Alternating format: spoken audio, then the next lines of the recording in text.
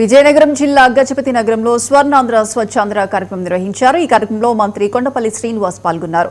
అంబేద్కర్ విగ్రహం పరిసరాల్లో పెరిగిన పిచ్చి మొక్కలను కొడవలితో తొలగించి స్థానికులతో కలిసి చీపురు పట్టి శుభ్రం చేశారు. స్థానిక మహిళలు, వివిధ శాఖల అధికారులు పెద్ద సంఖ్యలో పాల్గొని పరిసరాలను శుభ్రం చేశారు. ఈ కార్యక్రమం ద్వారా స్వచ్ఛతపై అవగాహన కల్పించారు.